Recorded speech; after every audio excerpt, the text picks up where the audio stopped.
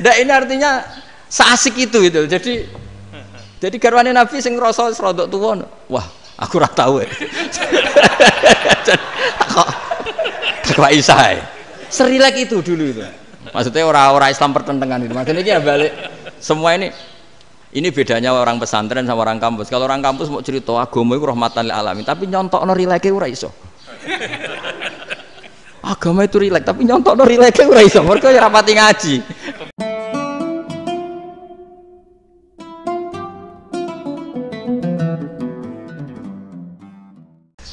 Assalamualaikum warahmatullahi wabarakatuh. Bismillahirrahmanirrahim. Rabbi shrah li sadri wa yassir li amri wa hlul 'uqdatam min lisani. Allahumma shalli wa sallim ala sayyidina Maulana Muhammadin wa ala alihi wa sahbihi ajmain. Amma ba'du. Ini yang saya hormati pertama, pengatur saya ini Profesor Dr. Haji Maskuri. Yang cara ngomong tidak kayak profesor tapi kayak jurkam. Jadi kalau ciri utama akademisi itu kalau ngomong itu teduh, datar, runtut, sehingga memaksa orang lain itu menerima karena runtutan logika yang terbangun. Ya, kalau ini ndak, pokoknya kasar gitu, pokoknya orang itu. Ini agak lazim, agak dalam dunia ilmu. Semua wakil rektor, semua yang hadir yang saya hormati, saya seperti yang dikatakan moderator Bapak Anwar, bahwa memang saya tidak boleh terikat sama yang di belakang ini, karena ini kayak apa ya, ada satu madhab yang anak-anak Unisma semuanya harus tahu, teman-teman di Unisma, menjelaskan itu tidak lebih baik. Jadi karena seakan-akan belum melakukan. Indonesia itu dulu kedatangan Islam itu tidak pernah dipertentangkan antara Islam dan negara, sehingga diskusi itu sudah salah, karena para wali itu tidak pernah mempertentangkan Islam dan keindonesiaan atau kebinekaan. Satu, bahwa para wali itu misinya dakwah, di mana-mana dakwah itu pasti ketemu yang berbeda, mulai beda agama, beda pilihan madhab, beda tradisi, beda kultur. Jadi itu tidak perlu dipertentangkan, tapi malah itu jadi lahan dakwah. Sehingga kita ini kalau diminta diskusi hubungan negara dan agama malah bingung, memangnya kenapa. Itu seperti dulu zaman P4, saya punya kawan di Jogja, teman saya nulis tafsir Profesor Zaini, itu pernah zaman Pak Erto disuruh sosialisasi P4 di Papua. Apa hubungan Pancasila dan UUD 45? Itu orang Papua jawab, hubungannya baik-baik saja Pak. Jadi yang unik itu ketika disuruh baca Pancasila, 1 Pancasila, 2 ketuhanan yang Maha Esa. Nah, akhirnya 6 kan? Kenapa Pancasila jadi 6? Yang unik itu ketika ditanya, ini saya melihat langsung di TV 7 itu, Indonesiaku itu. Ada anak-anak kecil ditanya, bendera ini milik siapa? Bendera merah putih itu. Jawabannya apa? Milik sekolahan Pak aja. Karena memang milik sekolah. Itu yang tanya itu kaget. Milik sekolahan Pak. Nah, tentang tema ini mohon dibaca ini langsung start ya, langsung serius, karena tadi sudah kayak jurkam tadi, ini yang langsung khas ilmuwan. Ini sebagai penghormatan saya pada Unisma, ini khas keilmuan. Imam Zuhri adalah gurunya Imam Malik. Ya, saya ulang lagi ya, Imam Zuhri adalah gurunya Imam Malik. Halaman 29. Ini langsung start, saya baca halaman 29. Dan ini terutama yang para punggawa-punggawa ini. Saya baca ya. Ini teks tidak ada yang saya rubah, memang persis seperti ini. Bismillahirrahmanirrahim. Yaqulu Zuhri, ini gurunya Imam Malik. Fama futiha fil islami fathun qablahu kana a'zama minhu. Innama kanal qitalu haitsul taqon nasu. Falam makanatil hudnatu wa wadu'atil harbu wa amanan nasu ba'duhum ba'da wal taqaw fatafawadu fil hadits wal munaza'ah. Falam yaklim ahadun bil islami yaqilu syai'an illa dakhula fihi. Walaqad dakhalataini kasanaten mithlu man kana fil islam qabla dzalika wa aktsar. Terus ini ngomongnya harus santai, enggak boleh provokatif. Begini, kita tahu dalam perdamaian Hudaybiyah itu poin-poinnya itu semuanya merugikan Islam. Di antaranya adalah jika yang Islam masuk kafir harus dibiarkan karena berarti masuk ke habitat asli. Karena Nabi sebelum jadi Nabi komunitas pokok itu kafir, sehingga kalau Islam masuk kafir kembali ke habitat. Tapi kalau Islam masuk kafir, kafir masuk Islam itu harus dikembalikan karena dianggap bid'ah. Maka kalau kamu dituduh bid'ah itu tenang saja dulu. Nabi itu ya dituduh ji'ta bidinin muhdas, kamu datang dengan agama yang baru. Cuma agak diteruskan wa kullu muhdatsatin bid'ah wa kullu bid'atin dalalah. Jadi orang-orang kafir dulu kalau ngomentari Nabi ya ji'ta bidinin muhdas, kamu datang dengan agama yang baru. Nabi nurut. Semua perjanjian yang merugikan Islam itu Nabi nurut. Tapi Nabi hanya minta satu hal, jangan ada perang 10 tahun. Dan orang boleh seminar, boleh diskusi tentang Islam.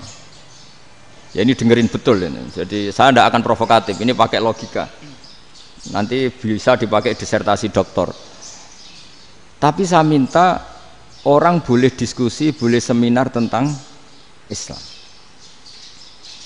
Akhirnya saat itu juga ada orang yang masuk Islam. Di depan tulisan itu belum kering istilahnya. Datang ke situ namanya Abu Jandal bin Suhail bin Amr. Itu datang ke Nabi, ya Rasulullah saya ini mau masuk Islam. Kata orang-orang kafir, ini pertama Muhammad kamu komitmen enggak sama perjanjian. Kalau kamu komitmen harus kamu kembalikan. Nabi bilang, ya Abu Jandal kamu kembali ke mereka, ke habitat mereka, yaitu menjadi kafir, di komunitas kafir maksudnya. Akhirnya nangis. Sayyidina Umar itu mendekati Abu Jandal, kemudian memberi isyarat supaya ngambil pedangnya. Jadi isyaratnya wong ini baca ora wis. Maksudnya orang-orang kafir. Tapi Abu Jandal nggak mau. Singkat cerita akhirnya kembali ke komunitas kafir. Tapi yang dikatakan Imam Zuhri cara analisis ini nggak bisa pakai provokatif, harus pakai analisis. Innama kanal kitalu haitsul takon nasu. Yang namanya perang itu menjadikan orang tidak berpikir jernih. Ini poin yang diambil oleh Rasulullah.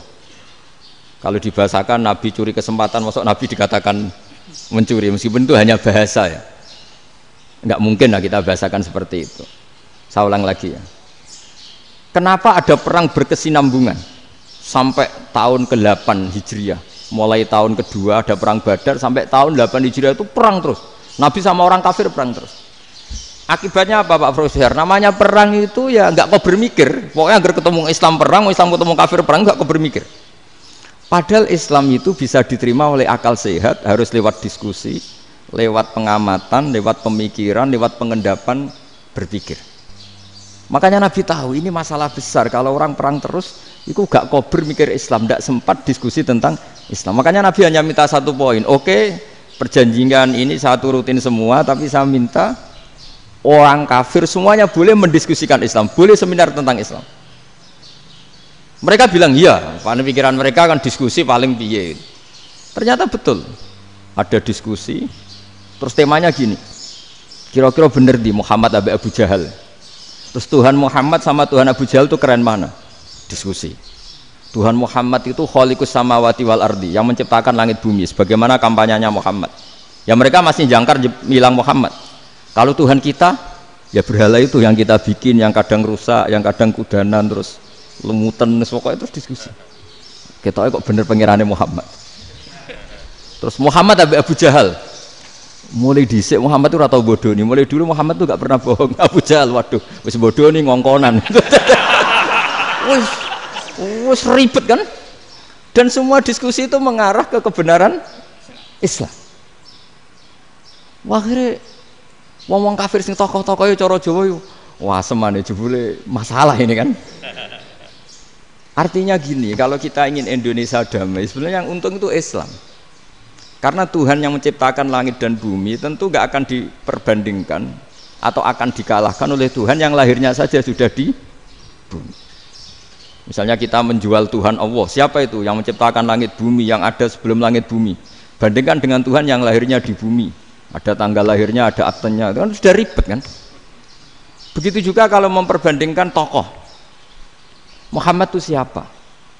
Tokoh yang bisa menyatukan pan Arabik, tokoh yang begini-begini, yang sayang istri, sayang keluarga, dibandingkan dengan tokoh Abu Jahal, Abu Lahab yang corong jauh penggaweannya yang ngerugikan orang lain.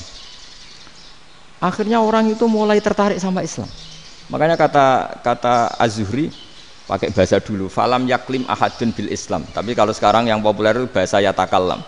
Sebenarnya yang benar itu bahasa kalimah yaklimu kalaman, karena masdarnya itu kalam, berarti sulasi nopo mujarrad. Tapi di fiilnya itu mujarradnya enggak kelaku. Jadi di fiilnya takallama yatakallamu, tapi untuk masdarnya yang kelaku kalaman. Jadi ini agak unik, agak gak lazim. Sebenarnya kan takallama ya takallamu takalluman, tapi di masdarnya kalam populer, tapi di fiilnya tidak populer.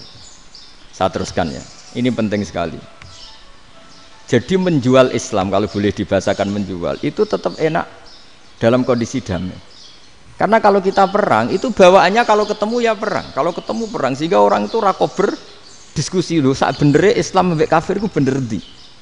Karena tidak kau berdiskusi, tidak sempat diskusi, orang yang milih yang kafir. Karena yang mayoritas yang kuat. Sementara Islam zaman itu lemah. Lah Nabi itu yang diminta hudnah, yang penting kita damai. Terus orang boleh mendiskusikan benar mana kita dan mereka. Ya setelah diskusi ya tadi kan nggak mungkin Allah yang begitu keren, hebat, pencipta langit bumi dibandingkan berhala yang mengurus dirinya sendiri saja tidak bisa. Walhasil terus orang mulai tertarik sama Islam dan aturannya nggak boleh dilarang diskusi itu. Nah makanya saya pernah ditanya beberapa profesor di Jogja, Gus, suatu saat kalau kampus paling keren di Jogja ini ada Islamic Studies, kemudian pengajarnya dari berbagai agama, ini riskan nggak bagi Islam? Saya jawab, asal yang didiskusikan Islam itu nggak masalah, yang repot itu nak umat Islam. Karena kalau umat Islam yang jadi percontohan, banyak raja yang dolim, banyak pemimpin muslim yang dolim, terus identik dengan Islam itu jadi dolim kan ribet. Ya kalau pas umat Islam, kalau Islam yang kumat kan jadi masalah kan. Nah ini kan terus jadi beda umat Islam sama Islam yang lagi apa? Kumat. Singkat cerita terus Islam mendapat posisi yang luar biasa. Nah makanya di sini diistilahkan falam makanatil hudnah, ketika ada perdamaian wa amanan nasu ba'dum ba'do, orang merasa aman, itu fatafawadu fil hadis wal munazaah, mereka berdebat. Munazaah itu berdebat, keren mana konsep Muhammad dengan konsep Abu Jahal, keren mana konsep Tuhannya Muhammad dengan Tuhan kita, terus diskusi. Dan mereka akhirnya ikrar, wah yang benar ya Muhammad lah. Di mana-mana Tuhan tuh ya sebelum langit dan bumi, di mana-mana Tuhan ya punya reputasi menciptakan. Masa Tuhan reputasinya diciptakan kayak berhala dan sebagainya.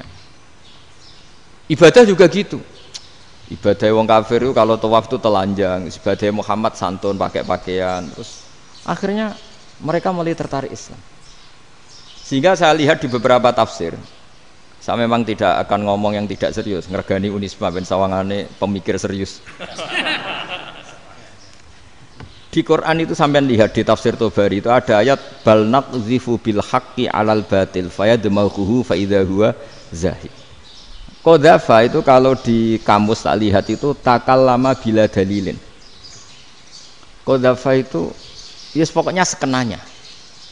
Artinya gini, kebenaran Islam atau kebenaran hak itu kamu taruh sekenanya saja itu tetap menang. Apalagi kamu taruh secara teratur, kamu taruh sekenanya saja itu tetap menang. Sehingga di sini banyak sahabat yang hidup di Cina. Sekarang juga banyak orang alim yang milih hidup di Amerika, banyak orang alim yang milih hidup di Inggris. Dan mereka pede, percaya diri karena kebenaran itu kamu letakkan di mana saja, itu tetap akan menang, akan menemukan momentum kemenangannya. Misalnya gini, contoh paling gampang. Dulu para peneliti, saya ulang lagi, dulu para peneliti itu ya datang kemana-mana, termasuk Ibnu Battuta, termasuk Ibnu Khaldun, ya semua peneliti itu suka neliti.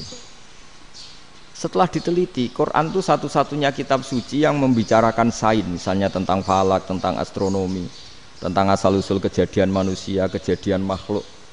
juga bicara tentang geografi, geologis, semuanya. Sementara kitab lain hanya cerita tentang mawaid wal hikam wal ibar. Jadi diteliti kayak apa, pada akhirnya hak ini yang menang. Bal naqdhifu bil haqqi 'alal batil fayadmahu fa idza huwa zahid. Saya berkali-kali cerita, ada ulama yang ahli matematika. Ketika ditanya kenapa kamu suka ngajar matematika, sampai muridnya itu ragu, ini guruku mlebu swarga ta ora, penggaweane mulang matematika. Tapi para muridnya bermimpi bahwa Imam Amudi itu disuruh ngajar para malaikat. Dan itu pede betul dia. Kata Allah, ini ulama saya yang iman kepada saya setingkat iman kamu.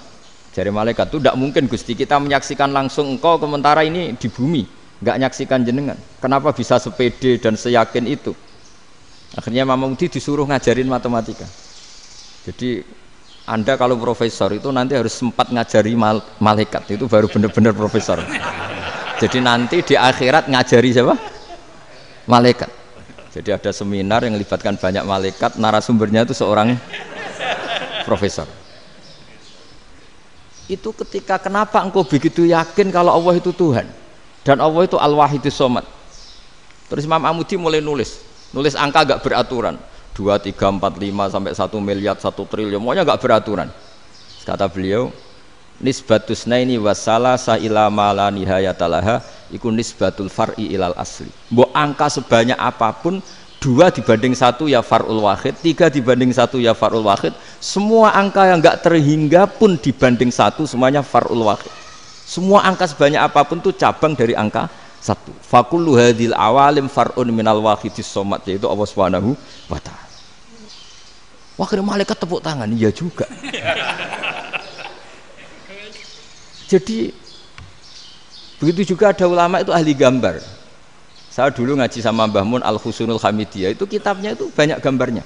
Dan gale gambar yang ngawur betul, mangga ahli gambar. Saya Apple, terus sempurna lele. Semua gambar bangunan, gambar sapi, pokoknya gambar. Ternyata dia menemukan Tuhan itu dari gambar.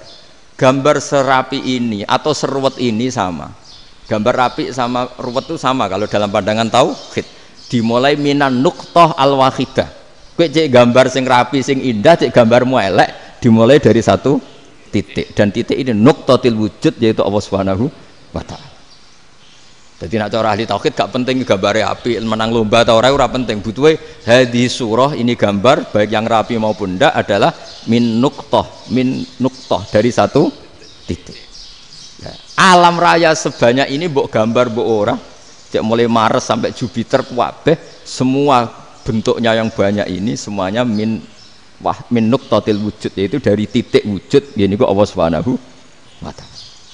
Di sini hebatnya ulama-ulama, mbok dia pengajar matematika, mbok pengajar gambar, semuanya dipakai perangkat untuk tauhid. Nah, itu kan juga bagian dari Islam damai, Islam yang sangat tidak perlu perang untuk orang dipaksa Islam, nggak perlu provokatif kayak tadi pidatonya rektor jenengan tadi. Jadi ciri utama ilmuwan tuh kalau ngomong datar tapi logikanya nggak terbantahkan, itu ciri khas ilmuwan. Kalau ciri khas politikus kalau ngomong itu keras, provokatif lah kira-kira gitu. Tapi isinya biasa. Nah, saya berharap nanti semua profesor doktor itu datar tapi isinya kualitasnya bagus ini. Mentes.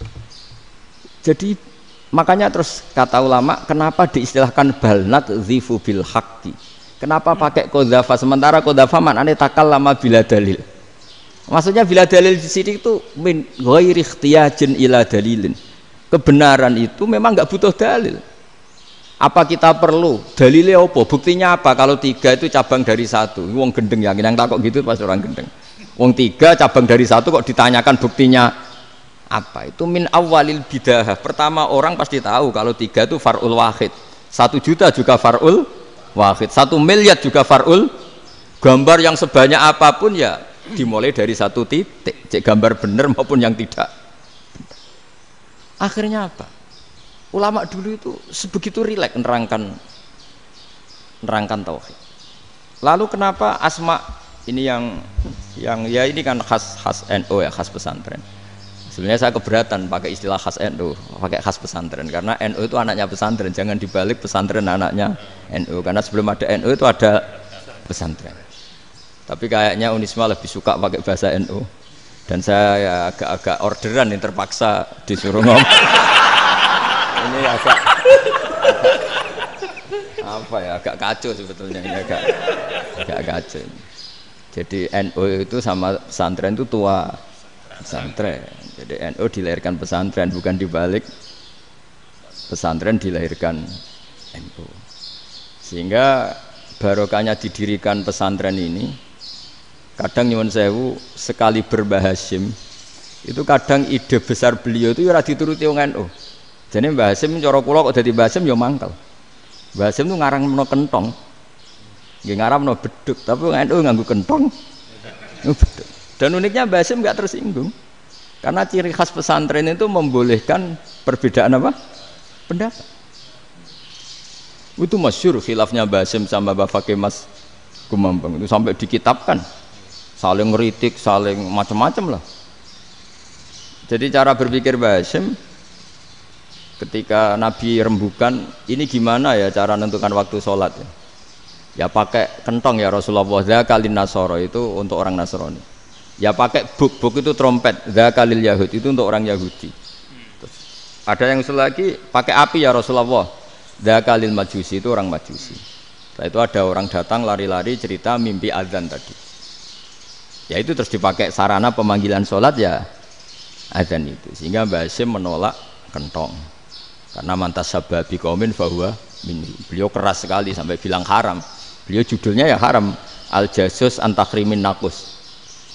Setelah naskah itu sampai ke Mbah Fakih Mas Kumambang di Gresik situ, di daerah Dukun situ.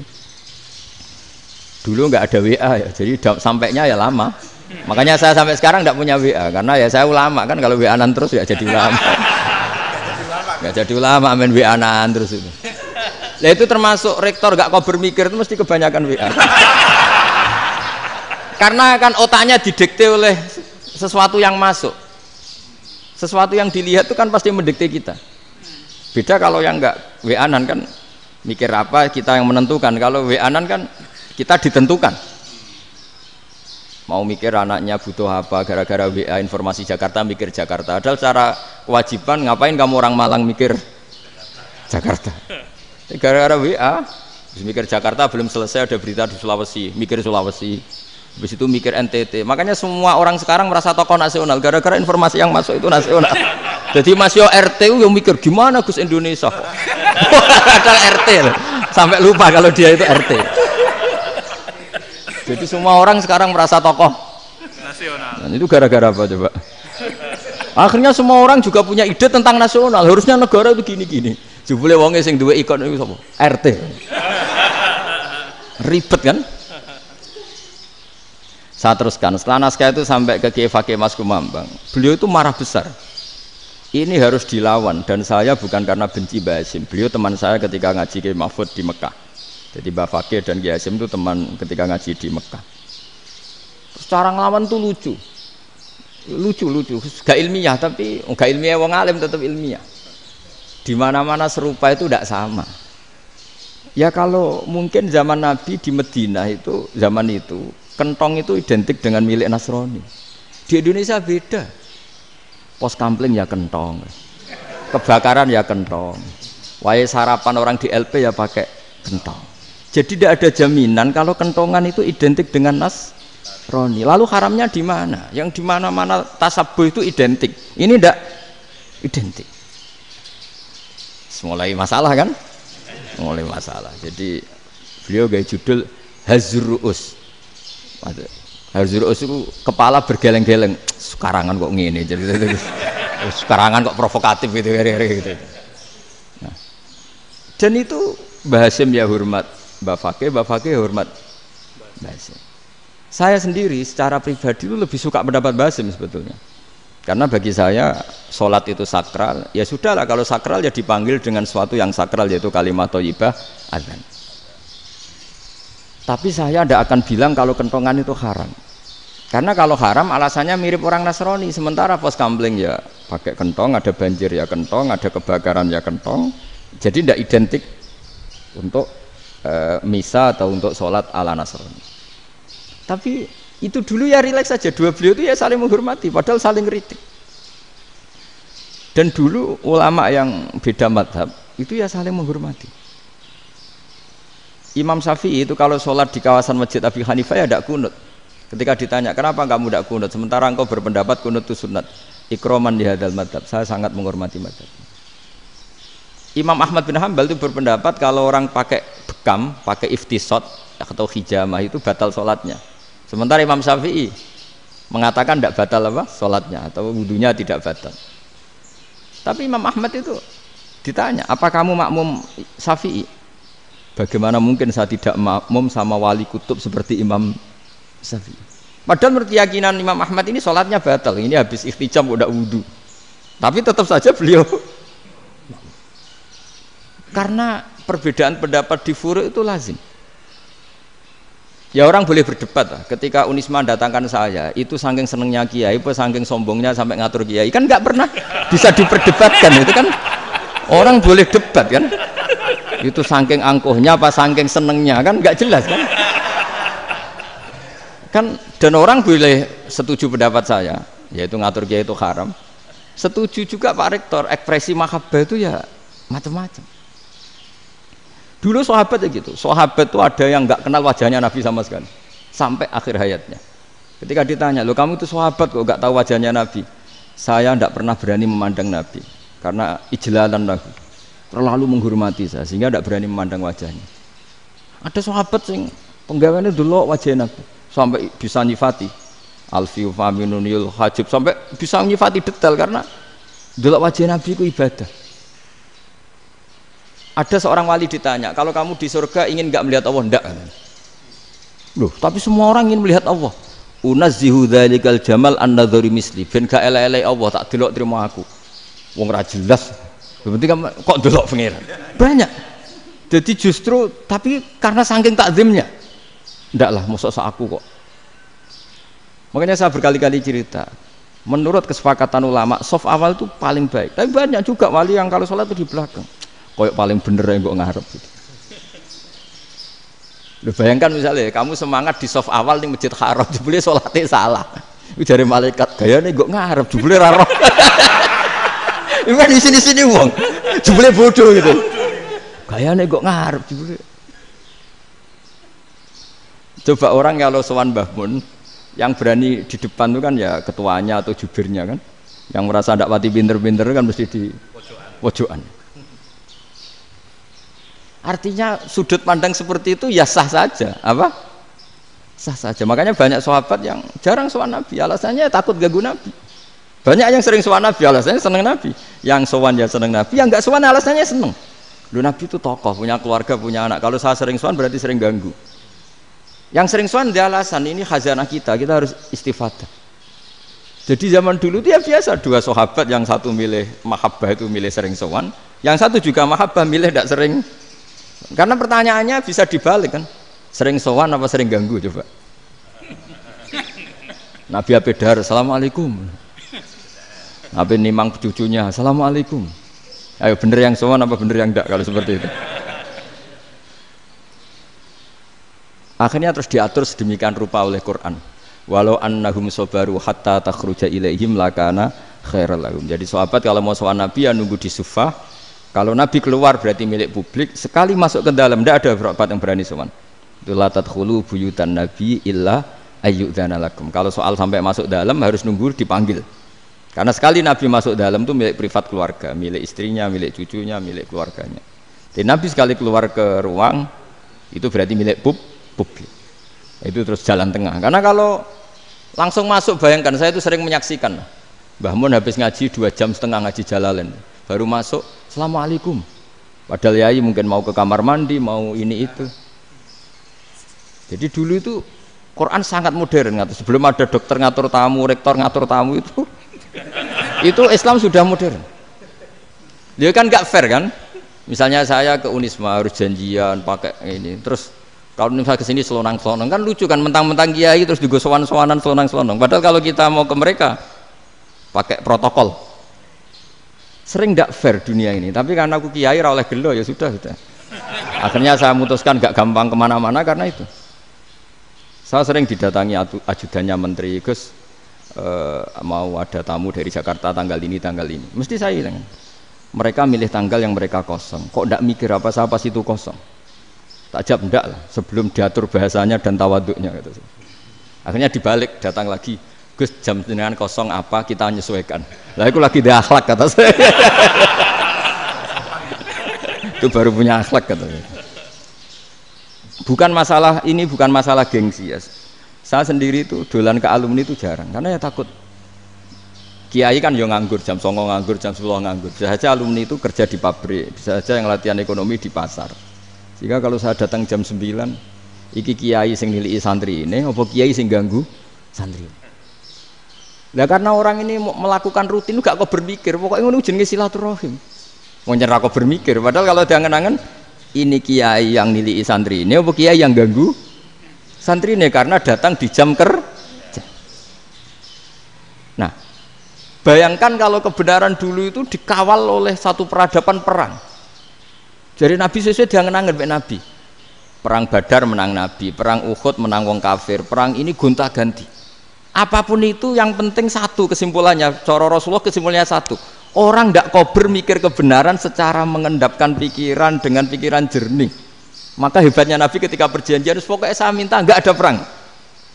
Dan orang boleh mendiskusikan Islam. Itu luar biasa idenya Nabi. Karena bawaan perang itu orang kan nggak kober mikir. Ibarat seorang misalnya senang satu perempuan, ketemu rivalnya langsung perang kan gak mikir. Tapi kalau kau bermikir, diangen-angen cawe wedok iku ora seneng aku. Untungnya apa untuk wong ayu ora seneng, malah mau loro hati. Terus sudahlah, buruan dialihkan kemana kan gitu. Itu nak mau amen WA nan tukaran lewat SMS atau tarung langsung ora kau bermikir. Tapi kalau kau bermikir, akhirnya berpikir nih, perempuan tadi sebenarnya yang disenangi siapa? Oke, ternyata senang Pak Erik. Sudah kita ngalah. Karena tidak ada nikmatnya kan menikahi perempuan yang sama sekali tidak mencintai kita. Tapi kalau nak kau berpikir pokoknya diprovokasi, wah kue kalah mbak A, kue kalah mbak B, pikirannya kan, ojo sampai kalah. Bareng wis menang ternyata ada mas. Lah. Nah bayangkan Islam itu seperti itu dulu, dipertarungkan. Doang Islam itu dinu aklin, agama yang diterima dengan akal sehat. Tapi sekarang ukurannya perang, yang menang berarti benar, yang menang benar, kan terus jadi repot. Itu Nabi tidak ingin, makanya Nabi ingin sudahlah, nggak ada perang. Nah, makanya kata Imam Zuhri, fathul Islam terbaik adalah orang boleh diskusi tentang Islam dan tidak ada perang. Lagi-lagi penting, tidak perang itu penting, silmun itu penting, perdamaian itu. Setelah tidak ada perang, akhirnya fatafawadu fil hadis wal munazah, orang boleh diskusi apa saja, termasuk boleh adu polemik. Konsep satu Tuhan dan Tuhan banyak diperdebatkan. Akhirnya Nabi secara rileks bisa menjelaskan. Muhammad, urusan kita banyak. Kalau Tuhannya satu tidak cukup, Tuhan harus banyak untuk menyelesaikan berbagai urusan. Ada Tuhan bagi rektorat, bagi macam-macam kan. Ada Tuhan untuk ngurusi utang, ngurusi BPKB, macam-macam. Terus kata Rasulullah, enak saja Nabi jawabnya. Ya kalau kamu punya majikan banyak, perintahnya beda-beda, kamu mangkel enggak, bingung enggak? Ya susah, Mat. Kalau majikannya banyak, perintahnya beda-beda, kita jadi repot. Seneng mana? Seneng majikan satu. Ya sudah, Tuhanmu itu majikan kamu. Kalau Tuhannya banyak, perintahnya macam-macam, kamu yang repot. Akhirnya ya sudah, Mat, Tuhannya satu aja. Nah, itu ya barokahnya diskusi tadi, barokahnya enggak perang. Daraballahu mathalan rajulan fihi syuraka'u mutasyakisuna wa rajulan salamal lirajul hal yastawiyani masalah. Terus alhamdulillah. Jadi orang yang paling kafir pun saat itu taslim. Nah, ini kembali ke kalimat la ilaha illallah. Saya tidak perlu provokatif, pasti teori saya itu benar. Bukan saya bilang benar itu karena sombong, enggak. Ini sesuai teks. Misalnya begini, benar enggak kelompok takfiri yang suka ngafirkan orang lain? Itu pasti tidak benar. Logikanya gampang. Orang yang kafir 70 tahun saja dengan melafadzkan la ilaha illallah menjadi muslim. Masa dengan kalimat yang sama yang muslim menjadi kafir? Itu logikanya kan enggak ketemu. Orang kafir 70 tahun untuk menjadi muslim disuruh baca apa? La ilaha illallah. Tapi gara-gara baca la ilaha illallah nyekel patok jadi kafir. Pertanyaannya, loh ini kalimat apa? Kalimat untuk mengkafirkan apa kalimat untuk mengislamkan? Karena yang kafir dengan kalimat itu menjadi Islam, ternyata yang Islam dengan kalimat itu menjadi kafir. Itu ketemu nggak? Cara logika itu kan nggak ketemu kan? Makanya cara pikirannya Abul Hasan Asyadzili, dan saya setuju pikiran itu. Istighfar ini boleh orang Jawa Timur protes karena kadang beda manhaj, tapi jangan protes saya, protes Abul Hasan Asyadzili, kualat mesti sampean. Ketua Torekoh napa? Sadziliyah. Cara madzhab Sadzili, dan Anda boleh berbeda madzhab, mencari khasnya wong kampus itu wani beda. Beda kapasitas lah, pokoknya butuhnya beda. Dan ketok pinter, ketok kritis tuh. Cara madzhab Abul Hasan Asyadzili itu gini Pak Rektor. Jadi istighfar itu baik. Tapi ba'da kamali tauhid, setelah tauhidnya itu benar. Alasan beliau masuk akal.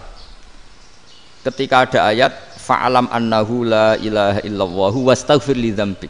Bihadil kalimah. Jadi orang boleh istighfar setelah tauhidnya benar. Alasannya Abul Hasan Asyadzili begini. Qul lil ladzina kafaru iyantahu yughfar lahum ma qad salaf. Katakan kepada mereka yang kafir, sekali mereka tidak kafir, maka otomatis dosanya masa lalu diampuni. Pertanyaannya, yang bisa menghentikan kekafiran itu kalimat apa? La ilaha illallah. Dengan hanya melafadzkan la ilaha illallah Muhammadur Rasulullah, langsung yughfar lahum ma qad salaf, langsung dosanya diampuni. Berarti yang menjadi pengampun dosa lah, penyebab pengampunan itu apa? La ilaha illallah. Itu bahkan orang kafir belum istighfar.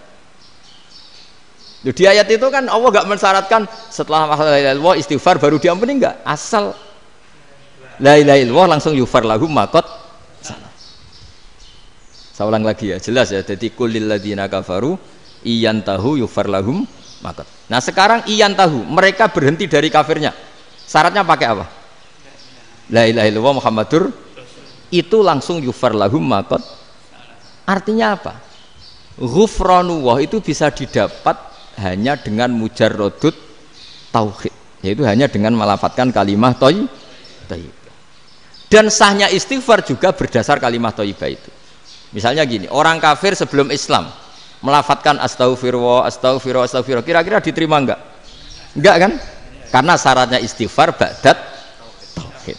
Nah, makanya dalam madzhab Sadzili istighfar itu setelah la ilaha illallah. Karena cara pandang ya seperti itu. Jadi fa'alam annahu la ilaha illallah wastaghfir li dzambi. Jadi dengan kebenaran tauhid saja ini sudah cukup kita insyaallah layak diampuni. Karena innallaha la yaghfiru ayyusyraka bihi wa yaghfiru ma duna dzalika liman yasha. Jadi orang yang tauhidnya benar itu bisa diampuni Allah asal tauhidnya benar. Itu Allah ngendikan liman yasha wa yaghfiru ma duna dzalika liman yasha. Dawe Imam Suyuti walam yakun liman yastaghfir. Jadi orang yang bertauhid secara benar meskipun gak sempat istighfar itu tetap potensi diampuni. Karena bawaan tauhid itu sudah menjadi layak diampuni. Kayak orang kafir sekali ngelafatkan kalimat tauhid mbok gak istighfar langsung diampuni. Nah, karena melihat seperti itu terus orang berlomba-lomba memperbanyak jumlah ngelafatkan la ilaha illallah.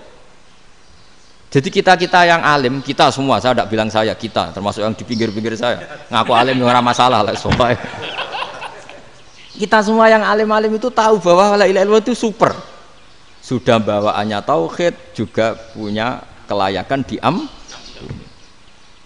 Nah, kemudian nasib kita agak sial, malah kalimah ini dituduh bid'ah, dituduh khurafat. Mergo Nabi nggak pernah tahlilan, Nabi tidak pernah. Nabi gak pernah tahlilan, kalau diartikan Nabi ora tau maca la ilaha illallah, enak gak kalimah itu. Nah, ini provokatif ini. Jadi ini sudahlah keanehan-keanehan ini kita terima karena ciri utama wali, ciri utama ulama itu wa'udhu fisabili, harus pernah disakiti. Jadi kalau Unisma sakit karo dituduh apa? Dituduh bid'ah itu berarti belum calon ulama. Anjar ulama itu wa'udhu fisabili, harus disakiti. Jadi kalau kamu disalahpahami itu ya harus santai. Provokatif tadi. Iya, termasuk provokatif tadi. Termasuk diatur tadi itu. Jadi kalau cara berpikir kan, karena mereka itu memang kalau kita turutin itu memenya itu terlalu, kadang menghujat kita itu. enak ya jadi KNU, ada orang mati datang, kiainya dapat makan, dapat rokok, terus pulang gitu. Jadi apa? Terus kita kayak tersangka terus. Kita kan kayak tersangka terus. Tertuduh terus itu. Terus yang orang NU ya memenya juga nggak kalah ekstrimnya. Boleh ya ajaran orang nggak boleh ngasih kiai gitu. Berarti boleh dong ajaran kikir. Jadi memang kadang apa ya? Cangkem elek lah bahasa kasarnya itu.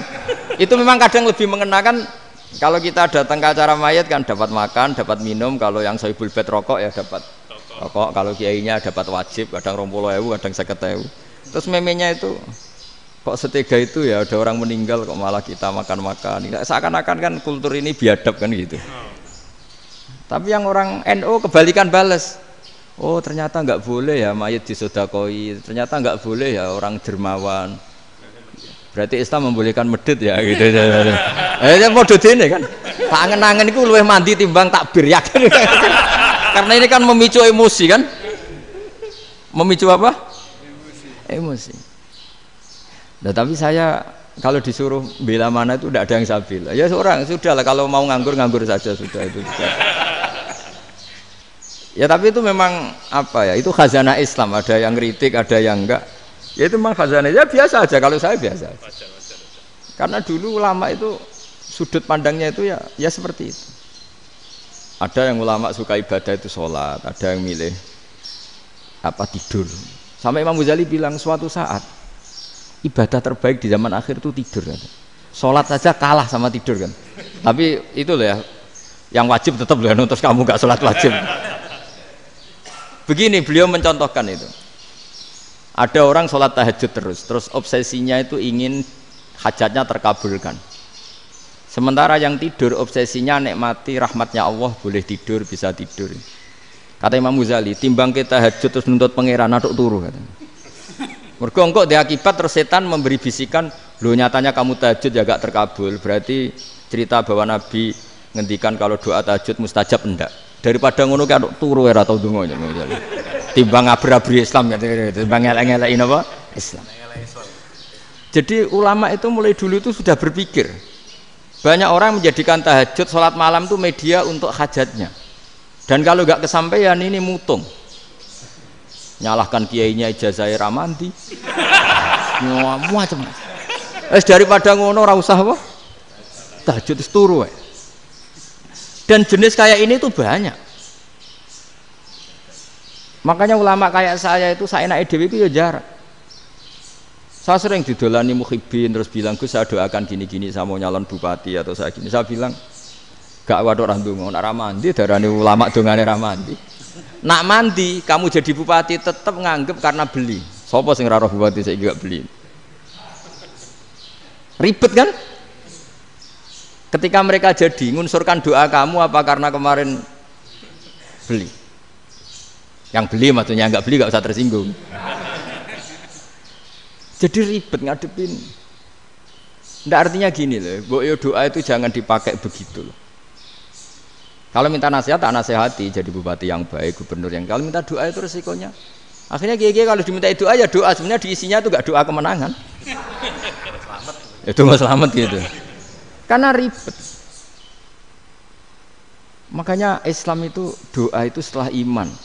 Aturan iman benar baru doa. Aturan iman benar termasuk Allah itu yaf'alu ma yasha, boleh melakukan yang dikehendaki. Allah enggak boleh terdikte oleh doa kita, enggak boleh. Ya saya ulang lagi ya, madzhab Hasan Asyadzili ini khas kita. Jadi la ilaha illallah itu didahulukan sebelum istighfar. Tapi kebalikannya madzhab Imam Sanusi itu dibalik. La ilaha illallah itu kalimat yang sakral. Karena yang sakral dibutuhkan muqaddimah. Yaitu yang melafadzkan harus yang sudah bersih, yang sudah steril baru melafadzkan la ilaha illallah. Maka dalam madzhab Sanusiyah istighfar dulu baru la ilaha illallah. Nah cara madzhab Abdul Hasan Asyadzili kebalikan, istighfar itu sah setelah sahnya tauhid. Kamu ikut mana tuh? Asyadzili apa Sanusiyah? Alhamdulillah sama-sama tidak paham ya sudah. Akhirnya sudah. Iya sih nggak kemana-mana kan gitu. Jadi apa ya? Terus ini saya teruskan, ini biar khas pesantren atau khas NU lah, kalau bahasa Pak Rektor khas NU. Ini Ben sampean tahu beberapa perbedaan itu lazim. Halaman 24. Ya, halaman 24 sama 25. Tak baca, ini masih orisinil. An Sufyan bin Uyainah, ini juga gurunya Imam Syafi'i. Kata Sufyan bin Uyainah, beliau cerita, kana Isa wa Yahya alaihi salam ya'tiyanil qaryah. Fayas'alu Isa an syirari ahliha. Wa yas'alu Yahya an khiyari ahliha. Jadi Nabi Isa dan Nabi Yahya itu satu generasi, sama-sama masih muda. Kalau di satu kampung yang Nabi Yahya tanya, ini keluarga terbaik siapa? Saya mau nginap di situ karena kumpul orang baik itu nyaman. Kalau Nabi Isa kebalikan, keluarga terburuk mana ya? Saya tak di situ. Nah, terus akhirnya faqala lahu Yahya, lima tanzilu ala syirarin nas. Kenapa kalau kamu bermalam kok malah kumpul orang-orang yang nakal? Innama ana tabibun udawil mardo. Saya ini nabi ibarat dokter. Di mana-mana dokter yang ngumpuli yang sakit, ngobati yang sakit. Makanya di NU itu ya banyak Kiai Jazab mengumpuli yang nakal-nakal. Nak tepak yang ngentas yang nakal, nak ora tepak ya katut. Ini adu nyali lah sudah gitu. Tapi itu ada ilmunya, yaitu niru Nabi siapa? Isa. Kalau kamu dokter penelitian tuh cari daerah yang banyak pandemi apa yang bersih? Yang banyak pandemi, karena yang namanya penelitian ya di situ kan. Kalau kamu dakwah ngentas kemiskinan, ke daerah miskin apa daerah kaya? Nah, sama kalau ngentas kefasikan, ke daerah fasik apa daerah orang soleh? Fasik. Ya, tapi itu Nabi Isa. Nah, kalau kamu tidak Nabi kan potensinya kan ngadut itu. Tapi setidaknya bahwa kita sering disalahkan karena punya beberapa tokoh yang ngancani fasik-fasik, itu sebenarnya ada dalilnya, yaitu Nabi siapa? Isa. Nah, terus masalah tegas dan lunak. Ketika ada mahasiswa misalnya pacaran, boncengan lanang dan perempuan, itu pilihan kita apa? Kalau tegas, terus gak mau mendengar kita. Misalnya gini, contoh gampang, tak beri contoh Pak D.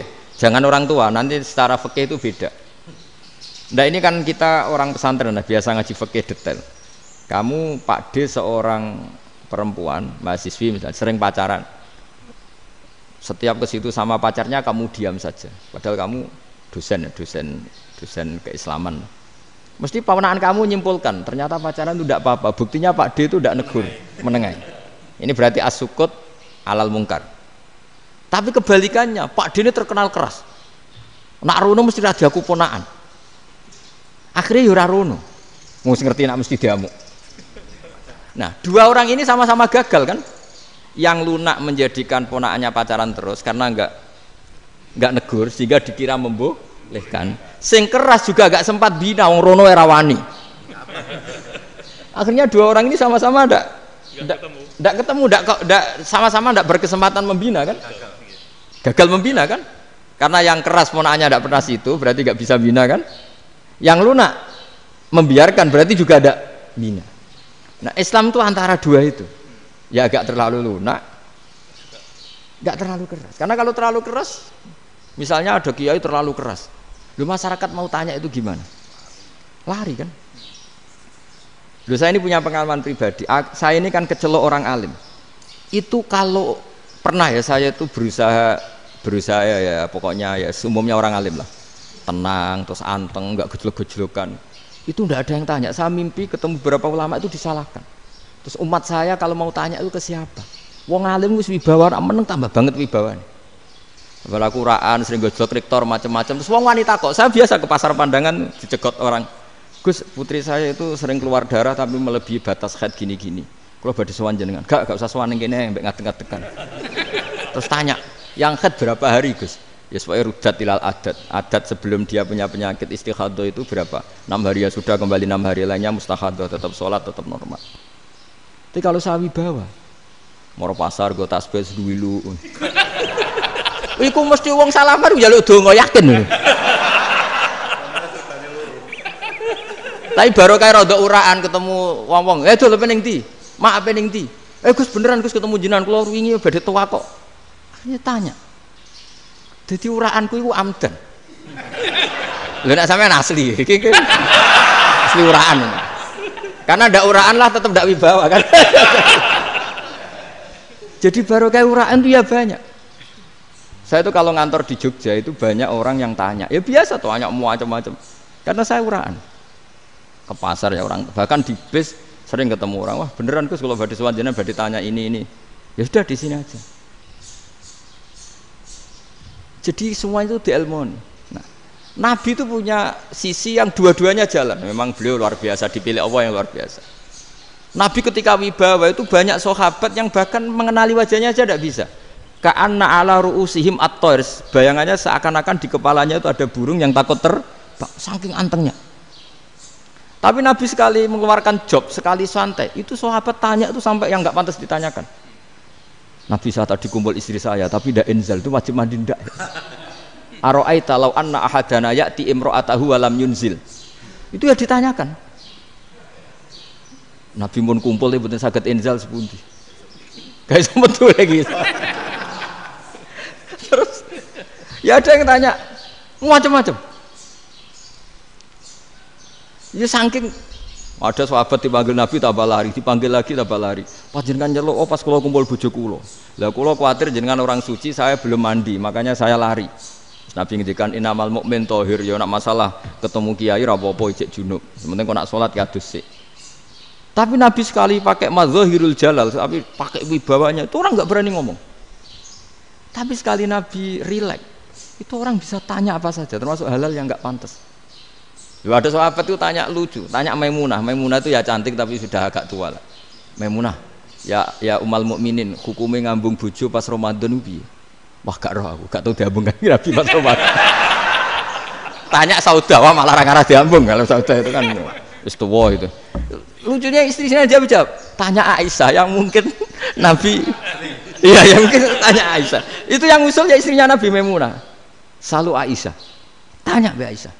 Ya Amirul ya umal mukminin gini-gini. Wah, Aisyah yang cantik masih perawan kan. Qabbalani Rasulullah bahwa oh Nabi biasa ngambung-ngambung pas Ramadan dan beliau tetap puasa. Akhirnya fakih ngarang kan wa takbil fi Ramadan wa tublah la tubtilu shauma ngambung ora. Iku ya udah biasa dhisik. Ya nasib bojone ayu. Ndak ini artinya seasik itu. Jadi garwane Nabi sing ngrasa rodok tuwa. Wah, aku ora tahu ya. Kok Aisyah. Serilek itu dulu itu. Maksudnya orang-orang Islam pertentangan itu. Maksudnya ini ya balik semua ini bedanya orang pesantren sama orang kampus. Kalau orang kampus mau cerita agama itu rahmatan lil alamin, tapi nyontokno rileke ora iso. Agama itu rilek, tapi nyontokno rileke ora iso. Mergo ya rapati ngaji. Contohnya ora iso, dadi mau gawe kaidah kok Islam itu rahmatan. Jadi Nabi itu lah, Allah juga gitu. Allah itu kalau sudah memperlihatkan madzahirul jalal, itu mbok malaikat Jibril rawani. Ketika Allah dengan madzahirul jalal. Tapi kalau Allah dengan madzahirul jamal, madzahirul apa? Jamal. Iku ya gojol-gojol kan sampai makhluke gojol. Ya buli-bulian cara sakniki. Ya sampean delok ning hadis syafaat itu, akhiru man dakhalal jannah atau akhiru man kharaja minan nar, itu di beberapa judul. Ada seorang rojul yang ahli neraka ya, dintas mbek pangeran terus ditudono swarga. Gusti, swarga sengiler tok wong wayu roh wis ngiler tok. Ngerjaluk Gusti mosok roh tok ora oleh mlebu. Jarimu asal mlebu metu kon neraka ora jaluk-jaluk meneh. Sumpah lho ya, gak jaluk apa-apa meneh. Mboten Gusti. Sekali saya keluar dari neraka ndak akan minta apa-apa lagi. Wis. Wallahi, wallahi. La as'alu ghairaha.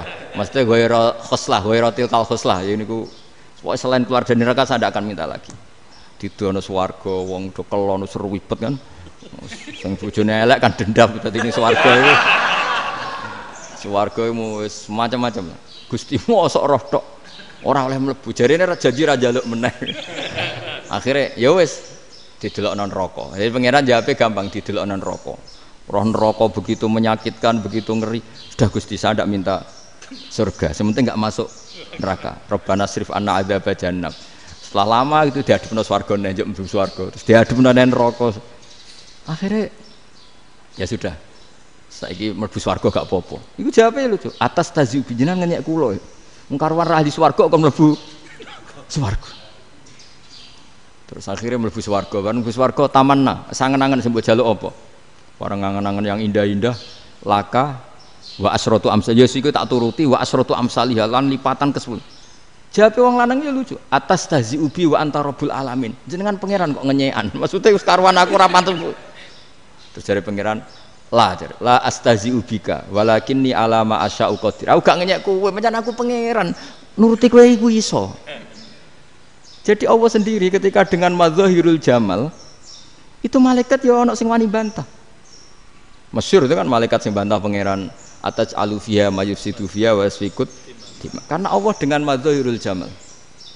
Yang paling masyhur Nabi Musa. Nabi Musa itu ketika Nabi Mi'raj. Nabi Mi'raj itu beliau kira-kira di langit keempat lah yang masyhur atau kelima. Ngelangkai. Nabi Musa menangis, "Ya Rabbi, ini apa-apaan? Orang sing ja'a ba'di kemudian melangkai makom saya, ini apa-apaan?" Jadi Nabi Muhammad kan apapun hebatnya kan junior. Kok melangkai makom saya ini apa-apaan? Enggak fair. Sampai Nabi Muhammad itu tanya gini sama Jibril, reaksi Allah gimana ketika melihat Musa seperti itu? Jawab malaikat Jibril lucu. Ya roh khiddatahu, Allah sapal gayane Musa. Biar. Jadi lucu. Ya dibiarin aja sama Allah. Tapi wong jenenge Nabi Musa itu kekasihnya Allah. Tetap berkah bagi kita. Betul. Ketika setelah Mi'raj diwajibkan sholat 50. Gentenan Nabi Musa kelihatan nabinya. Sebenarnya Nabi Musa itu sebetulnya loh, enggak nguntungkan kita sebetulnya. Tapi yang nguntungkan. Sebenarnya enggak niat nguntungkan kita, tapi nguntungkan. Nabi Ibrahim kan di langit ke-6, keren lah. Konti jong ketemu Allah ngeten-ngeten kan sholat seket. Karena Nabi Ibrahim terkenal Nabi baik ya enggak bantah. Bareng Nabi Musa. Kenapa diceluk pangeran? Kula kan salat ping 50. Inna ummataka la tutiku dalik. Wah, gak kuat umatmu. Serai-rai gak umatmu ora ngarah kuat 50 rakaat. Tapi sebenarnya Nabi Musa itu niatnya bukan membela kita. Fa inna ummati la umatku sing gagah-gagah ra iso meneh umat. Berarti sebetulnya ya itu masih pakai gengsinya sebetulnya. Wes ngono-ngono lah sementing kita untung. Sebetulnya dia itu gak terima wong umat saya aja yang lebih kuat. Gak kuat apalagi umatmu. Dan terus sebutin irji ila rabbika fas'alhu takhfif. Itu berarti Allah dengan madzahirul jamal. Sudahlah, datang ke Allah minta keringanan. Allah itu baik. Minta. Mbak Allah diringanan mau 5 tok, jadi cek 45. Balik ke Nabi Musa, piro 45, cek ra kuat umat. Wong umatku ora kuat, jadi sebenarnya dia bilang umatku ora kuat.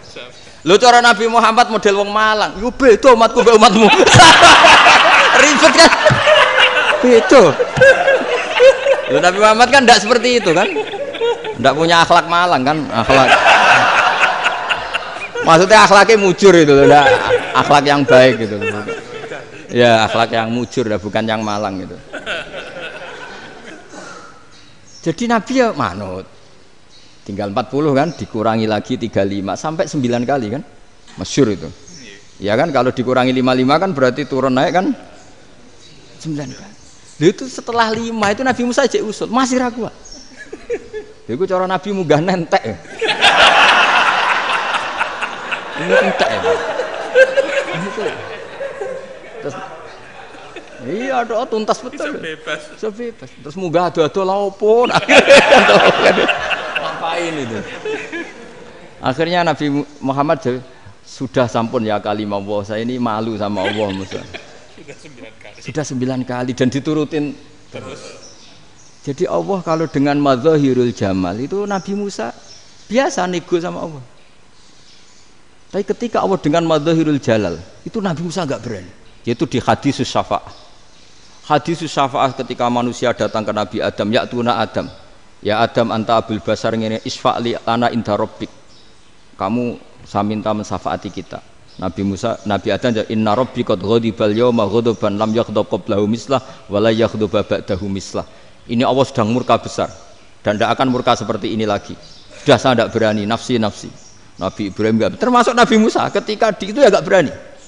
Karena Allah dengan madzahirul jalal. Itu Nabi Musa enggak berani. Sudah saya sendiri itu pernah salah. Yaitu saya membunuh seseorang yang enggak disuruh oleh Allah membunuh itu. Yang pas jotosi orang Kipti. Akhirnya datang ke Nabi Muhammad. Pas ke Nabi Muhammad, Allah dengan madzahirul jamal.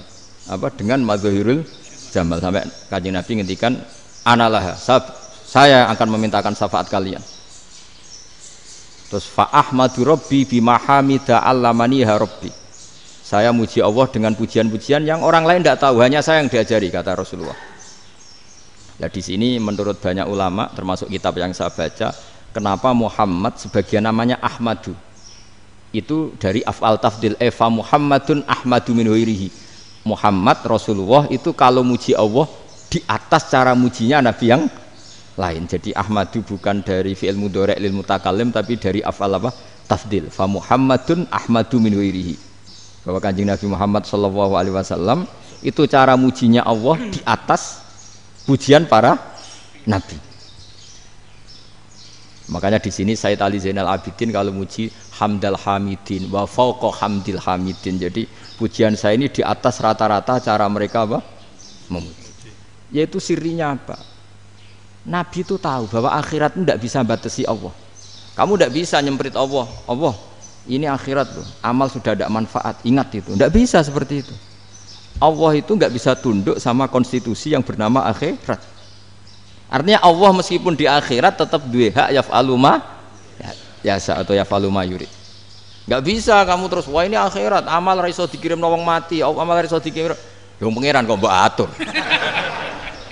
Kalau kita yang mengirimkan nggak bisa, tapi kalau Allah tetap bisa. Makanya ada kiai mengatakan kodok qadar ra iso dirubah, itu kamu. Makanya ada seorang kiai ditanya, kodok qadar iso dirubah sekali dicatat selesai. Jari kiai tadi, tapi nak Allah iso. Dalile apa ya yamhu wa ma yasau wa yusbit. Nak Allah ya iso, sing ra iso kan kita. Nah, Nabi itu tahu betul meskipun akhirat itu Allah masih bisa dinego saking baiknya. Akhirnya Nabi sujud, masyhur itu terus, ya Muhammad irfa' ra'sak wasal tuqa wasatu safa. Semat sirahmu angkat. Kowe apa tak turuti. Terus semenjak itu Nabi minta apa? Syafa'. Artinya apa? Ketika Nabi lain berpikir bahwa akhirat ini membatasi amal karena sudah Nabi tahu betul kalau Allah tetap Allah yang enggak terbatas kekuasaannya, enggak terbatas rahmatnya juga saat di akhir. Makanya disebut fa Muhammadun Ahmadu min ghairihi. Makanya wa mubasyiran bi rasuli ya'ti mim ba'di ismuhu Ahmad. Jadi makanya terus banyak GNU sing macam-macam lah. Sing ana sing potongane wedi terus hati-hati. Niku berarti makome Madhahirul Jalal. Ana sing amen guyon nek makome Madhahirul Jamal. Ana sing ra jelas ngene iki, sing ra jelas. Nak guyu buanter kok nak nangis yo buanter. Jebule urusan utang. Lah ini sudah yang udah. Jadi makanya yang rileks saja. Sebenarnya agama ini santai, rileks karena agama ini harus bifarohin wasururin. Enggak boleh agama ini dibawa dengan kekerasan, dengan antisosial. Karena agama ini harus kul bi fadlillah bi rahmati fa bidzalika falyafrahu, harus senang, harus rileks. Makanya saya jadi kiai itu senang takutnya gini. Sekali saya tidak senang jadi presiden buruk. Ternyata jadi wong alim ra enak, itu contohnya. Sampean merengut terus uripe susah, nanti orang tidak berani jadi orang alim. Makanya saya buktikan bahwa saya lebih bahagia dibanding rektor. Nanti orang ingin jadi rektor semua, nggak ingin jadi orang alim. Saya pernah ketemu sekian rektor di Jogja, tanya, Gus, kenapa jenengan bela-belain pesantren sampai segitu? Kan keren kampus NU, sekarang ada Unisma, ada NU Jogja, ada NU Jepara gini. Tak bilangin gini, sampai rektornya itu istighfar. Kan? Saya bilangin gini, ini sekaligus tak kasih tahu ini rektor Unisma ini. Tak bilangin gini, andai kan tidak ada kiai kayak saya itu Islam bisa tutup. Kok bisa Gus? Misalnya ada perempuan haid faqal adat. Itu kalau untuk tahu hukumnya haid daftar dulu ke Unisma. Daftar dulu kan? Setelah daftar nunggu pelajaran haid. Baru tahu haid setelah 3 tahun dari masalahnya gitu. Tapi baru kayak kiai ketemu saya di jalan, Gus anak kula nu haid ngeten-ngeten mboten normal hukumnya piye? Oh, hukumnya ngene dibalekno ning adat. Ora usah registrasi, ora usah daftar. Jadi ya harus ada istighfarnya lah. Unisma juga harus istighfar, semuanya harus istighfar. Karena ada sisi yang nggak mewakili kebutuhan Islam. Tapi saya sebagai kiai juga istighfar. Karena fakta hukum mengatakan yang boleh jadi KUA yang jabat, yang boleh kemenak yang punya gelar. Dan ini yang mengawal Islam secara undang-undang karena mereka yang bikin. Nah, karena kiai tidak punya gelar tidak bisa jabat di situ. Saya juga istighfar. Jadi tidak sampai entok yang istighfar. Karena yang kebutuhan ini terwakili yang punya gelar. Tapi yang punya gelar juga harus istighfar tadi. Mosok kepen roh hukum khed ngenteni kuliah sik. Ngentek itu aja nanti nunggu guru yang pas mata pelajaran itu. Ya, terus kapan dekne salate wong jawabannya belum ketemu. Tapi baru kayak saya kan ketemu di jalan tanya. Terus saya sering ketemu. Gus, saya ini bapak angkat. Mau nikahkan putri saya, itu gimana itu? Kalau cerita wali sebenarnya anak saya sok. Kalau nggak cerita nggak sah karena saya bapak angkat. Itu banyak. Hanya tak akali ya sudah wali yang sebenarnya taukil pada hakim tanpa diketahui, tapi hakikatnya itu taukil hakim. Itu kan tidak gampang.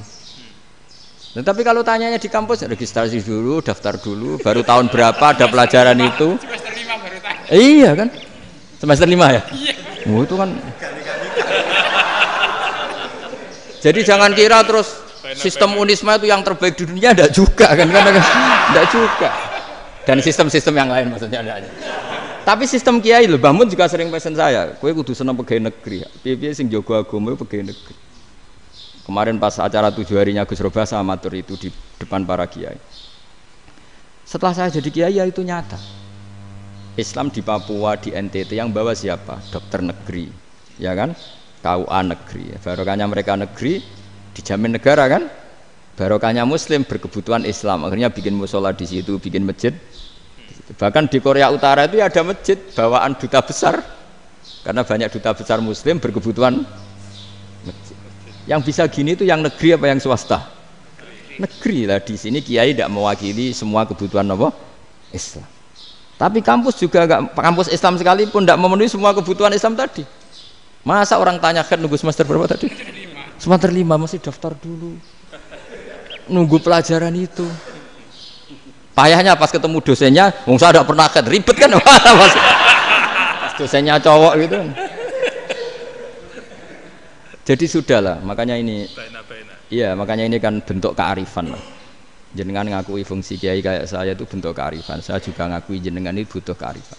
Saya sering didolani KUA itu rata-rata ya didikan kiai. Kompilasi hukum Islam itu banyak ya, janda cantik. Contohnya harus cantik, kalau jelek nggak mungkin terjadi kan. Ada janda cantik kebetulan suka kawin tapi takut zina. Saya ulang lagi, suka kawin tapi takut. Itu seringnya gitu Pak Rektor. Jadi dia kawin bosen, bilang ke KUA, Pak saya sekarang mau nikah sama ini. Loh, tapi kamu mau punya suami. Ya tapi kan nggak tercatat Pak. Itu KUA-nya rata-rata itu nggak berani. Meskipun nggak tercatat karena secara fikih meskipun nggak tercatat tetap dia seorang perempuan yang bersuami. Maka nggak boleh nikah sama orang lain. Jadi coba kalau nyuwun sewu KUA hanya ngikuti hukum formal, yang penting di catatannya nggak punya suami, ya dinikahkan saja kan. Tapi mereka enggak, karena didikan kiai enggak berani. Artinya gini, kalau hanya pro hukum catatan sipil, maka ini dinikahkan bisa karena enggak tercatat. Tapi secara hukum santri enggak bisa dong menikahkan perempuan sing dadi zaujin yang punya suami. Jadi ini barokahnya kerjasama yang baik. Jadi di masyarakat itu tertanam didikan kiai, enggak boleh nikahkan perempuan yang bersuami. Tapi di KUA ngikuti hukum formal. Dan di Indonesia itu KUA itu rata-rata konsultasinya ya sama kiai, sehingga ya nggak berani akhirnya meskipun aku udah mlebu rokok mbak gak iso. Dan itu banyak. Seorang lagi ya, makanya ini kan pesantren itu nggak boleh mati. Orang kiai-kiai kayak saya nggak jelas-jelas itu harus lebih jelas lagi. Karena ini yang on time, yang online, yang siapa saja bisa tanya. Saya itu SMS saya itu nggak punya HP WA. HP jadul itu SMS-nya tiap hari tak berapa, orang yang tanya dari Kalimantan, dari Aceh. Gus di kampung saya ada masjid 2 itu yang Samana, ada yang dari orang perkotaan. Gus di perumahan baru ada masjid, yang Jumatan baru orang 12, sah enggak? Ya langsung saya jawab, sah. Dalilnya ini. Ya sudah, nah, tapi kata Imam Syafi'i gini harus orang 40, itu madzhab Syafi'i, dalam madzhab yang lain gini-gini. Itu kalau tanya rektor itu kan ribet. Masuk ajudan dulu, asisten dulu, panjang.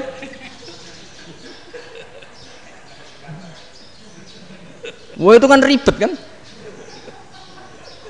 Manggil dosen, dekan VAI dipanggil, dekan VAI nggak mau langsung jawab, cari dosen yang nekuni itu. Usul fikih, saya nekuni itu baru seminar, nunggu dulu mbak, ini orangnya baru. Panjang kan? Bisa tutup Islam kalau kesuwen. Coba kalau tanya kiai kan enggak ketemu di jalan. Dulu Mbah Zubair kata Mbah Mun. Saya termasuk santri yang diapresiasi Mbah Mun. Dhisik Mbah Zubair ya ngono, anak nong takok ape sowan gak oleh. Gak takok ning kene ae. Jangan biasa ditanya orang ngadeg-adegan. Ya alhamdulillah ilmunya cukup, kalau gak cukup ya kok sik. Jadi sebetulnya orang sopan itu ya agak-agak ada yang ditutupi sebetulnya. Mboten prayogi teng dalan nginjang mawon matur. Ya sebetulnya sebenarnya memang ilmunya agak cukup gitu. Tapi itu sebenarnya secara fikih itu haram, menunda itu haram. Ya haram tuh, coba bayangkan ya, kalau tanyanya sekarang, Gus saya ini sudah keluar darah 1 bulan penuh, padahal normalnya hanya 6 hari. Saya nanti sholat enggak? Kalau nginjang mawon dugi kula, berarti kan hari ini belum ada keputusan. Sholat apa enggak kan? Tapi karena modus tadi, boten prayogi nggih ngendikan ngoten teng dalan nginjang tengen kula. Itu kemungkinannya 2, sopan atau goblok, itu saja. Kayaknya kalau sopan enggak lah. Kayaknya enggak lah kata saya. Karena secara fikih itu jelas haram. Bagaimana mungkin sesuatu yang harus dipraktekkan nanti duhur dijawab besok, berarti duhur, asar sampai subuh belum ada jawaban, berarti nggak ada sholat kan? Ya, makanya dibutuhkan orang-orang alim yang kultural seperti ini, dan NU menghormati kultural. Tapi Mbah Mun juga sangat menghormati Islam formal, karena tadi produk-produk formal itu bisa dilembagakan oleh negara, dan itu kita ikut untung. Makanya Mbah Mun itu kalau punya tamu KUA, punya tamu polisi sampai pejabat itu. Kenapa saya contohkan KUA? Supaya jangan kira seperti pendapat orang-orang hasud, wah ya mesti aja disolani presiden seneng, menteri seneng. Enggak juga. Sebenarnya semua kiai itu mulai KUA sampai polisi, polsek, polres itu seneng semua. Karena sama-sama diajak mengawal bangsa ini, diajak mengayomi semua masyarakat. Tapi kadang-kadang masyarakat ngeritiknya, jenenge kiai disolani menteri ya seneng presiden. Padahal yang sowan kiai itu ya mulai KUA, Kapolsek, kepala desa, RT, Mudin. Itu Mudin kalau tanya ya lucu-lucu. Gus kalau nate nyembelih pitik kemanian, pitike go gede man. Akhirnya wis ngerti nak kemanian langsung tak sebelah meneh. Terusane ku sah ta ora. Ribet. Ya tak jawab, lah pitike pas iku jek urip ta ora? Terus urip Gus, wis sah cara mazhab Malik kerja urip. Karena itu ada perdebatan antara mazhab Malik dan mazhab Syafi'i. Nah cara Imam Syafi'i itu agak ketat. Hewan yang punya kehidupan sudah mutharibah, misalnya ayam jago, contohnya harus jago, karena kalau ayam kecil diikhlaskan haram. Jadi yang cilik wae kan gitu. Fikih itu ya, fikihnya orang Indonesia itu pecundang. Kalau ayam kecil gak ditanyakan, mate ra wis. Kalau jago ditabrak truk kejet-kejet. Andai kan nggak disembelih pun mesti mati. Itu cara mazhab Syafi'i itu haram. Karena penyembelihan ini tidak menjadi penyebab kematian, tapi memang karena kecelakaan tadi. Tapi cara mazhab Imam Malik enggak. Andai kan nggak disembelih, matinya kan 2 menit lagi atau 1 menit lagi. Andai kan nggak disembelih. Berarti mati sekarang itu bawaan peso apa bawaan kecelakaan? Ya sudah halal gitu caranya. Nah akhirnya ya saya bilang ya sudahlah kita semuanya Malik. Jadi cara debat, cara Imam Syafi'i enggak, cara berpikir itu sudah tidak kehidupan yang normal. Yang dimana-mana penyembelihan itu mematikan yang hidup normal. Jadi agak ketat. Sehingga dalam contoh kemanian, kalau dalam bahasa Jawa nyembelih agak sempurna terus pesonya jatuh atau apa itu, kalau pakai mazhab Syafi'i agak kesulitan. Jadi kalau mazhab Malik asal diselesaikan secara fauron, dan juga sebagian mazhab Syafi'i itu halal. Nah orang mesti tanya gitu, Gus, wedhusku tabrak truk, man Gus kejet-kejet. Nak pitik cilik ra ditakokno. Makanya termasuk kritiknya Mbah Mun, tapi ini mazhabnya Mbah Mun ya. Kamu boleh ikut boleh ndak, karena ini urusan ndak penting. Lha wong-wong lucu, nak ditakoki yuyu muni haram mergo amfibi. Yuyu ngerti ya, Man? Yuyu nggih. Tapi nak ditakoki kepiting muni halal. Mergo nak yuyu haram gak eman, nak kepiting eman. Padahal alasannya coba, kenapa yuyu haram? Karena amfibi kan, bisa di air. Pertanyaannya, kepiting seperti itu enggak? Nah, tapi kepiting kalau haram kan eman. Karena besar kan. Kalau yuyu silahkan haram kan gitu. Artinya apa? Fikih kita ya agak-agak pecundang gitu, agak-agak pertimbangan. Iya, ini lucu kan? Kualitatif. Coba alasannya yuyu haram karena apa? Ambibi kan? Hidup dua alam. Pertanyaannya kepiting seperti itu enggak? Iya. Kenapa kalau orang tanya, yuyu haram apa halal? Rata-rata jawab haram gitu. Tapi kalau kepiting mulai khilaf. Loh mestinya kan sama kan? Lah itu Karena unsur imannya. iya tadi. Saya juga sering melihat tonggo-tonggo itu. Ayam cuwilik sakmene ketabrak truk, enggak ada yang tanya. Tapi saya pernah jalan-jalan di Naruan sini, ono jago ketabrak, sing duwe langsung marani kula pas saya naik motor. Gus ini halal apa haram? Nak langsung kula sebelah halal apa haram? Wis kanggo kowe halal kanggo halal. Karena saya tahu tak jawab haram mesti kecewa itu. Aduh. Akhirnya kiai ini beratnya kan.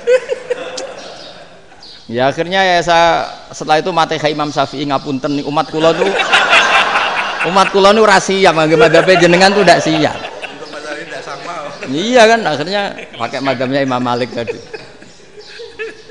Ya tak Fatihah Imam Syafi'i ini mboten niat nglawan jenengan. Tapi ngobati tiang eman. Mergo pitike besar itu. Jadi ini kan cerita ya itu makanya yang rileks saja lah bahwa Islam ini yang rileks, yang menyenangkan karena ya agama ini harus menyenangkan. Raditu billahi robba. Raditu itu seneng banget, ridho itu puas. Enggak boleh beragama pertuntungan terus emosinan. Ya marem atau raditu itu marem jadi yang nyaman. Ya saya kira demikian. Assalamualaikum warahmatullahi wabarakatuh. Pelajari Pak. Pun. Alhamdulillah. Satu aja yang di sini benar. Oh, satu aja. Nggih. Syarat. Nggih, damel syarat. Jadi mungkin ada satu pertanyaan aja. Satu saja. Bukan keluhan. Ini mumpung Gus Bak pada Madhohirul Jamal. Iya, Madhohirul Jamal. Ya. Sebentar lagi sudah jalal. Sebentar lagi sudah Madhohirul Jalal. Jadi gak kena ditakoni. Monggo setunggal mawon. Ya, Pak. Niki ambil. Nggih. Ampun dawa-dawa terus Gus. Ya jagal-jagal ya. Assalamualaikum warahmatullahi wabarakatuh. Saya Fadil, alumni Unisma yang kuliahnya paling lama. Oh, iya. Masih di jalanan.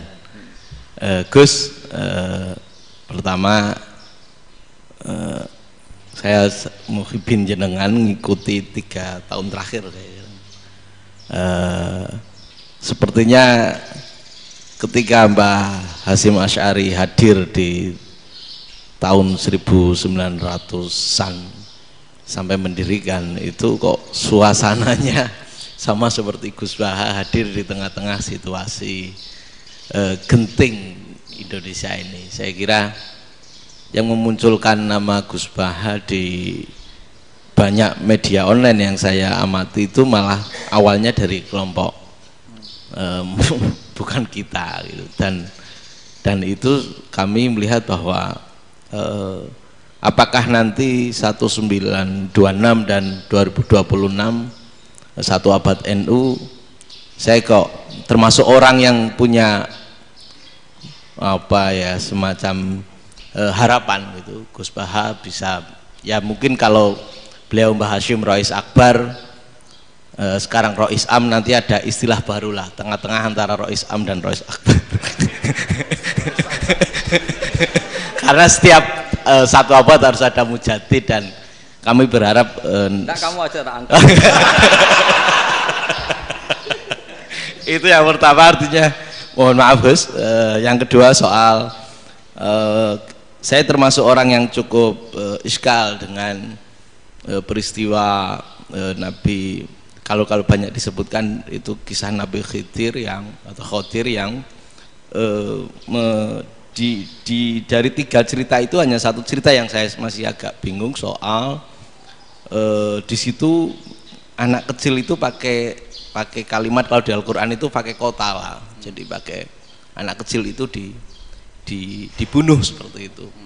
Jadi ada istilah yang apakah memang saat itu ada syariat yang membolehkan atau memang ada sesuatu yang secara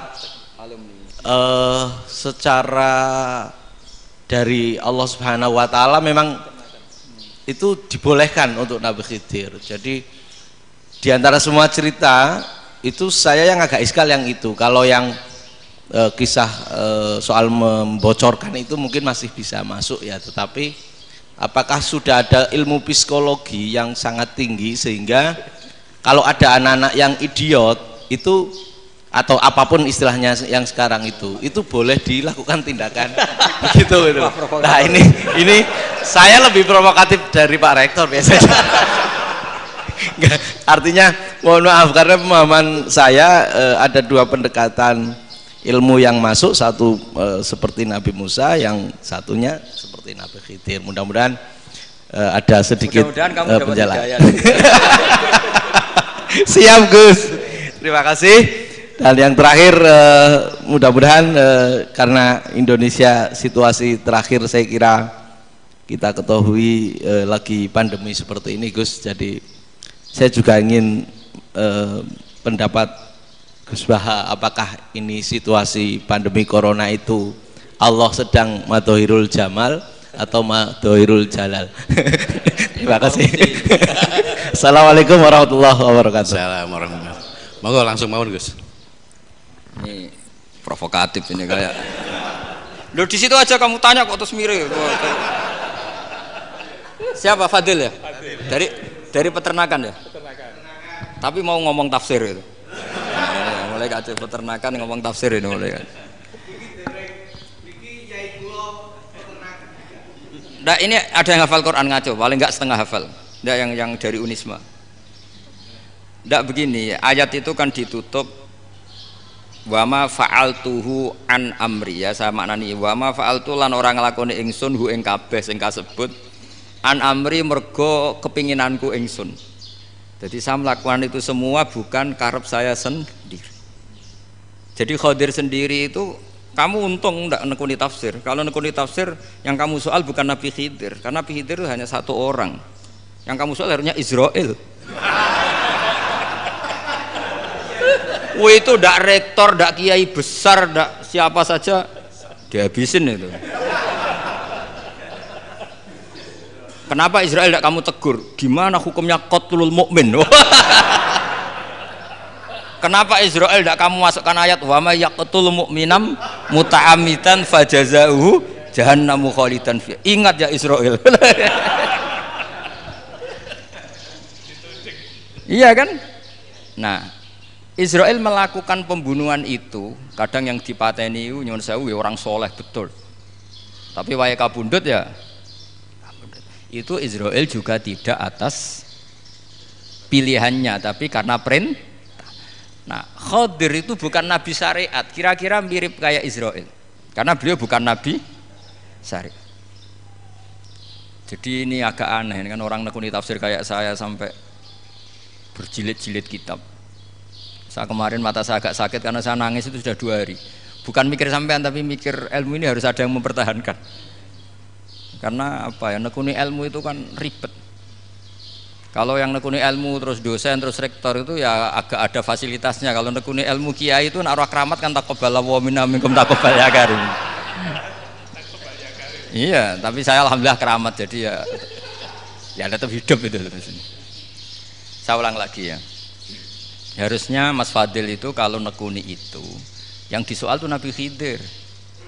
Nabi siapa? Apa malaikat siapa? Israel. Karena itu korbannya lebih banyak.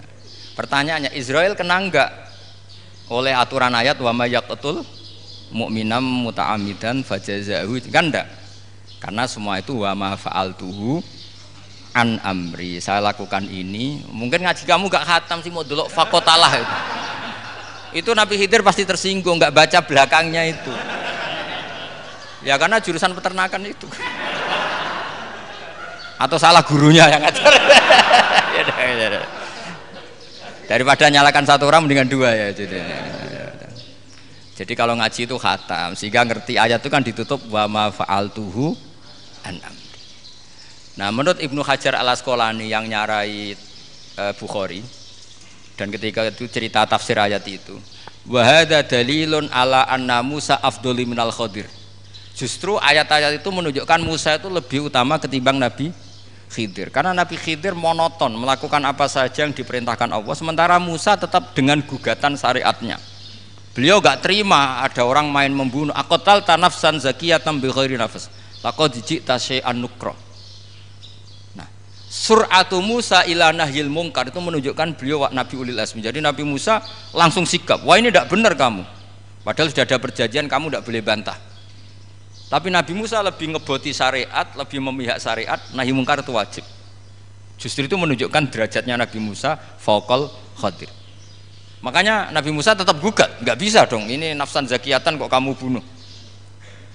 Maka itu jadi ilmu. Nabi Khidir pada akhirnya nyuwun sewu ya tidak bisa jawab. Makanya beliau menutup wa ma fa'altuhu an amri. Sebenarnya saya sendiri itu ya tidak punya alasan. Jadi kalau Israel kamu tanya, ini gimana ini wong melarat mulai cilik, meh sugih mbok pateni. Mbok yo baro ben sempat sugih itu. Ini kuliah paling lama urung sempat urip penak. Nah, itu kan mbok yo mateni wong kira-kira lah nek wis sempat mapan sempat. Lho andai kan Israel pakai aturan syariat kan mateni orang kan ya dikira-kira lah. Jadi itu tidak ada hubungannya tadi dengan ilmu yang kamu katakan urusan psikologi anak itu tetap semuanya haram dibunuh, nggak boleh. Ya jadi tetap makanya ini pentingnya ngaji khatam itu tadi. Jadi pada akhirnya Nabi Khidir itu ada punya alasan, hanya ngendikan wa ma fa'altuhu an amri. Pada akhirnya yang paling pokok yaitu semua ini saya lakukan saya sendiri itu tidak tahu karena perintah. Jadi untung kamu gak nyoal Nabi Israel. Kalau nyoal diinjem ribet kan. Ini orang tadi pas seminar Gus Bak ngeritik saya. Wah.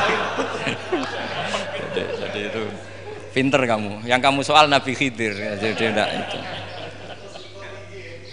Ya kalau nyoal Israel resiko tinggi itu, resiko tinggi. Tapi yang jelas gitu ya, makanya tradisi pesantren seperti ini harus terus karena yang punya tradisi khatam. Saya tuh kalau ngaji kitab udah khatam tuh tersiksa karena tadi kadang-kadang yang depan-depan tuh tidak jawaban, jawabannya di belakang kan tadi wa ma fa'altuhu an amri. Dzalika ta'wilu ma lam tasti alaihi sabra. Jadi ya sudah kira-kira seperti itu. Wajar kamu tidak sabar, wajar kamu tidak itu memang saya sendiri sebenarnya juga paham itu. Jadi ya, cara bahasa Jawa niku wajar saya usah kira paham. Jadi aku dhewe ku ya ora paham. Wong aku ya mau nglakoni gitu. Jadi sebetulnya sama-sama ada itu kan. Ini jenenge wa ma fa'altuhu an amri. Dah ya. Ya.